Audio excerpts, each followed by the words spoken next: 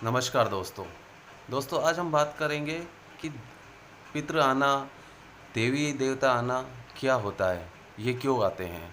इनके आने का कारण क्या होता है? ये कौन है जो किसी के शरीर के अंदर आते हैं, बात करते हैं, भविष्य बताते हैं या अतीत बताते हैं और चले जाते हैं?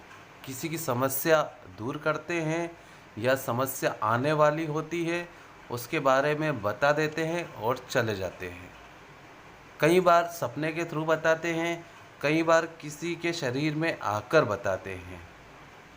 ये होता क्यों है? और सबसे बड़ा कारण ये होता है कि जिस इंसान के शरीर में आते हैं उसका काम क्यों नहीं करते हैं? उसके बारे में कभी सच क्यों नहीं बताते हैं या उसके बारे में कभी खुलकर क्यों नहीं बताते हैं? कई सारे कारण हैं। कई लोग के माइंड में ये सवाल रहता है कि ये सब क्या है भाई, हम ही क्यों चुने गए हैं इन सब के लिए। कई बार ये होता है कि उन लोगों को एक शक्ति दे देते हैं। कई लोगों के पास इस तरह की शक्ति है जो ओ, किसी को भी पता नहीं होता है और वो चुपचाप काम करते हैं। बट उनको ये भी पता नहीं रहता है कि हमारे पास वो जो शक्ति है वो क्यों है, इसको कैसे आगे बढ़ाना है, क्या करना है, इसको कैसे यूज़ करना है। ठीक है, समय समय पर ऑटोमेटिक उनकी चेतना इस तरह से जग जाती है कि उनको शक्ति का यूज़ करने का तरीका अपने आप पता चल जाता है। पर सबसे बड़ा सवाल यही है कि क्यों ये लोग कौन हैं जो किसी के शरीर में आते हैं?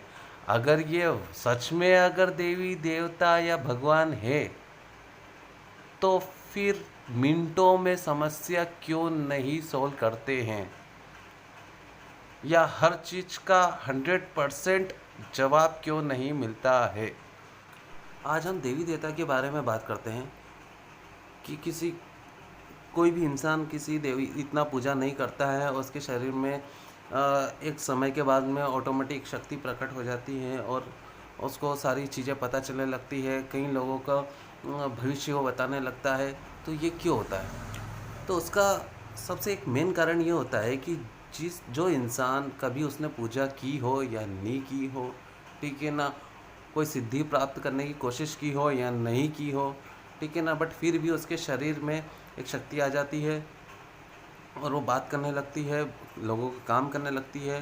तो उसका मेन कारण ये होता है कि उसने पिछले जन्म में कोई सिद्धि हासिल की है, ठीक है ना, या कोई तपस्या की है जिसके कारण उसे वो शक्ति मिली हुई थी और इस जन्म में भी वो शक्ति उसके साथ में शुरू से ही थी, शुरू से ही है और रहेगी हमेशा जब तक वो जीवित रहेगा। बट ये इतने टाइम के बाद में या अचानक प्रकट क्यों होती है?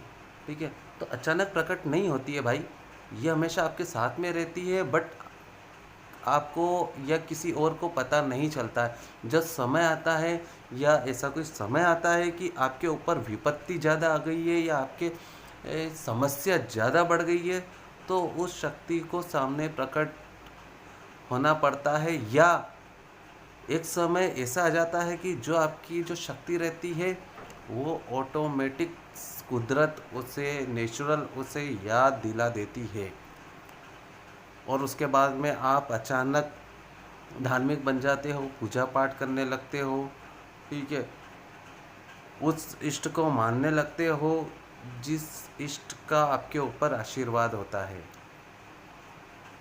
अब बात करते हैं कि होता क्या है, ठीक है।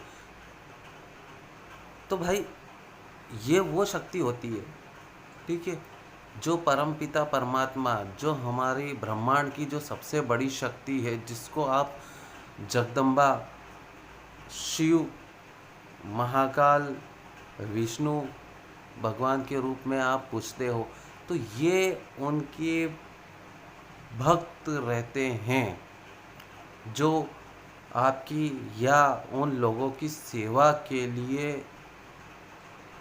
इस पृथ्वी पर रहते हैं और उनका काम करते हैं। ये एक्चुअल देव शक्ति नहीं, हाँ, ये प्योर भगवान नहीं होते हैं।